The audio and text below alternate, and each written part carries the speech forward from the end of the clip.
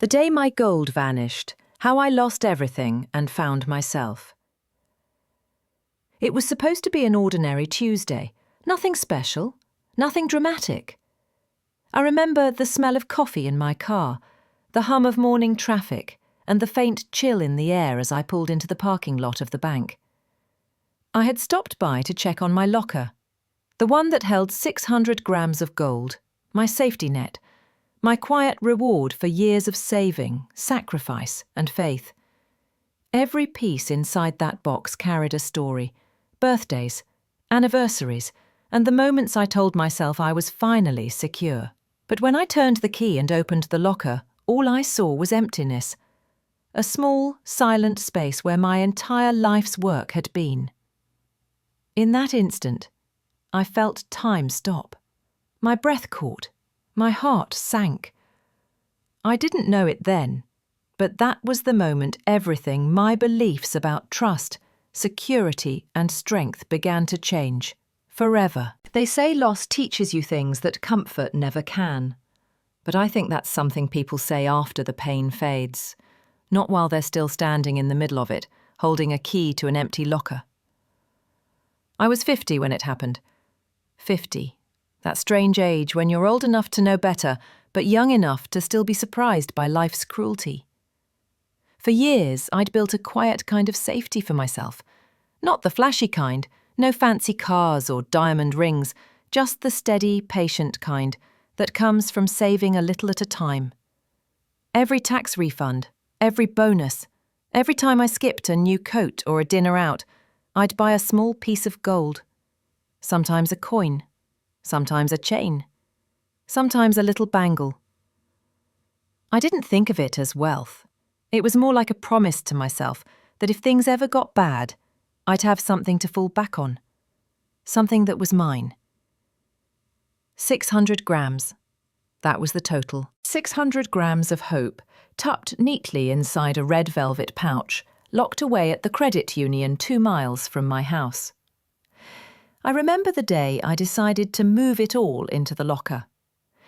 I'd just turned 45 and there had been a break-in down the street.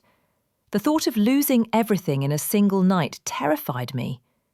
So I did what I thought responsible adults did. I trusted the system. I put it all in the bank. Safe and sound, I told myself. And for 5 years it was, until that one Tuesday in late October. It was an ordinary day.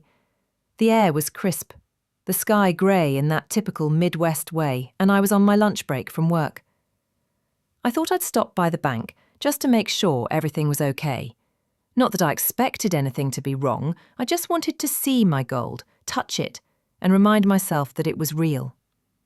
When I walked into the vault, I remember the coldness of the air, the faint hum of the fluorescent lights.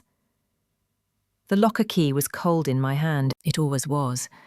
I turned it, heard that soft metallic click, and opened the door. For a second, my brain didn't process what I was seeing. The locker was empty. No pouch, no papers, just a hollow space where my entire life savings had been. At first, I thought maybe I'd opened the wrong one. I double-checked the number, 214, the same one printed on my key. I checked again. I looked inside, behind, underneath, as if the gold could have magically slipped into a corner. But it was gone. Completely gone. I felt my knees go weak. My heart started pounding so loud I could hear it echo off the metal walls. My hands were shaking, and a strange, dizzy numbness spread through me.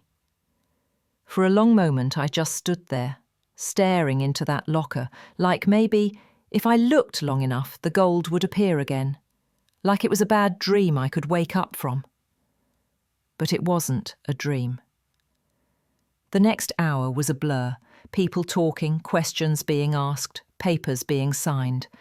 The bank manager looked uncomfortable, like he wished I'd just go away. They checked the records. They checked the security footage. Everything was normal. No tampering, no errors, no evidence of anything wrong. And yet my locker was empty. The police got involved, but even they seemed detached. "These cases are hard to prove," one of them said. "Maybe it was a mistake. Maybe a family member." He didn't finish the sentence, but the implication stung. A mistake?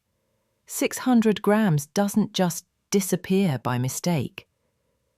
That night, I sat at the kitchen table with the locker key in my hand. It felt heavier than it had that morning, like it carried the weight of everything I'd lost.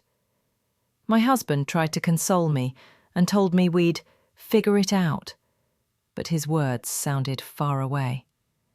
It wasn't just the gold, it was the faith I'd put in something. The belief that if you did things the right way, the world would keep you safe. I didn't sleep much after that. For weeks I'd wake up in the middle of the night, replaying every detail in my head, wondering what I could have done differently. Maybe I shouldn't have trusted the locker. Maybe I should have kept it at home. Maybe I should have sold it long ago. But every maybe just led back to the same cold truth. It was gone. The police closed the case 2 months later. Unresolved theft, the report said. Unresolved. That word haunted me, like the whole thing had been left dangling in the air, unfinished. I started avoiding that bank. Even just driving past it made my stomach twist. For years I'd thought of it as the safest place in town. Now it felt like a graveyard for trust. But as time passed, something strange began to happen. The pain didn't fade exactly, it just changed shape. It stopped being about the gold and started being about what I learned from losing it. I realized that safety isn't something you can lock up. You can hide your money, your memories, your dreams, but if they live in fear, they're never really yours. I started thinking about all the things I'd done to protect that gold, how careful I'd been, how afraid I was to use it or even enjoy it. I'd treated it was like a secret I had to keep, instead of something I could live with. And in the end, it vanished without a trace. There's a kind of irony in that, isn't there? The thing I valued most disappeared, and I was still standing. Eventually, I began rebuilding.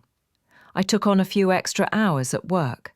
I started saving again, not gold this time, but little things, memories, moments, things that couldn't be stolen. I planted a small garden behind the house. I started baking again. I began to write, just stories, reflections, and bits of life. I learned that resilience is its own kind of wealth. And maybe the biggest thing I learned is this. We spend so much of our lives trying to secure ourselves from loss. But loss is what teaches us who we really are. If I hadn't opened that empty locker, I might never have realized how strong I could be. I might never have known that I could survive something like that and still find beauty in small, ordinary days.